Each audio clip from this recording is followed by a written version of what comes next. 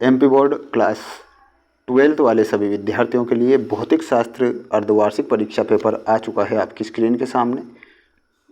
ऐसा question paper बता रहा हूं जो कि आपकी परीक्षा में पूछा जाएगा। प्यारे विद्यार्थियों, त्रैमासिक परीक्षा की तरह इस बार भी पेपर वायरल साबित होंगे। ऐसे क्वेश्चन मैं आपको यहाँ पर अभी बता रहा हूँ, इसलिए सभी विद्यार्थी इन प्रश्नों को रट लीजिए और अपनी तैयारी को मजबूत कीजिए।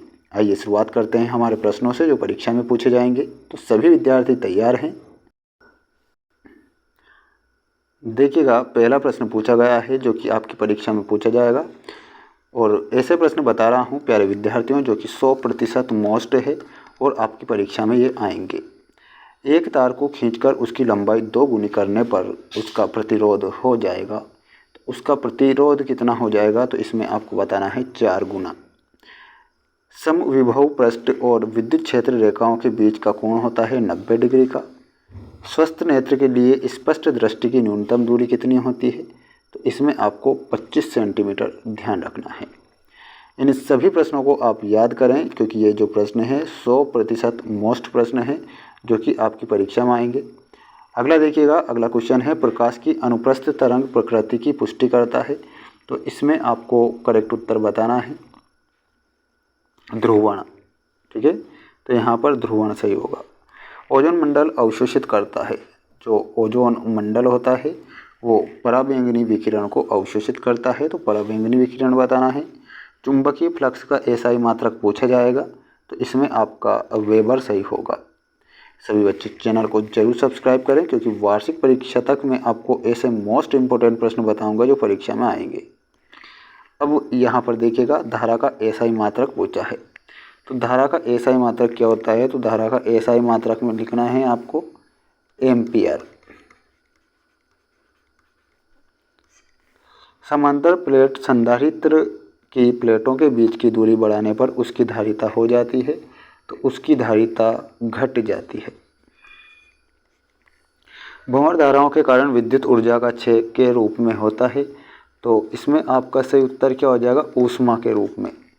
प्रत्यावर्ती धारा मापन के उपकरण धारा के खालिस्तान प्रभाव पर आधारित होते हैं, तो चुंबकीय प्रभाव पर। चुंबकीय प्रभाव। जल के अंदर वायु का बुलबुला लेंस की भांति कार्य करता है, तो इसमें आपको बताना है अवतल लेंस की भांति।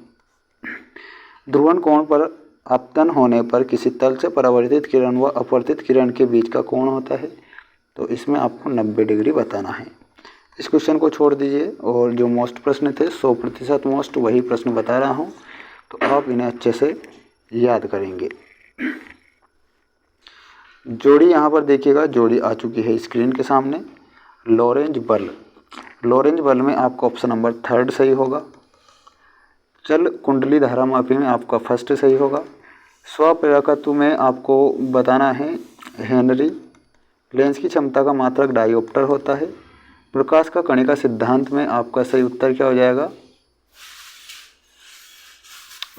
हो जाएगा डायोप्टर हो जाएगा। और इसमें आपको बताना है, देखिएगा फोटॉन का द्रव्यमान देखना है सबसे पहले। फोटॉन का जो द्रव्यमान होता है वो हो जाएगा आपका 0। इलेक्ट्रॉन उत्सर्जन के लिए न्यूनतम ऊर्जा में आपका करेक्ट उत्तर क्या होगा, इसमें आपको बताना है।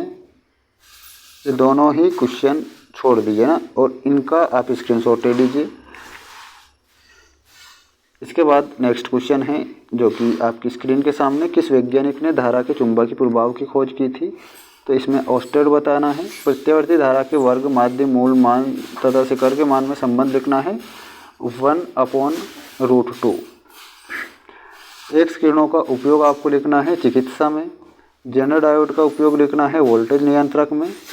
और गेट वाले क्वेश्चन नहीं आते हैं, ये सिलेबस में ही नहीं है। तो ये मोस्ट प्रश्न थे जो कि मैंने बताए हैं, तो आप इन्हें याद करें और अपनी तैयारी को मजबूत करें।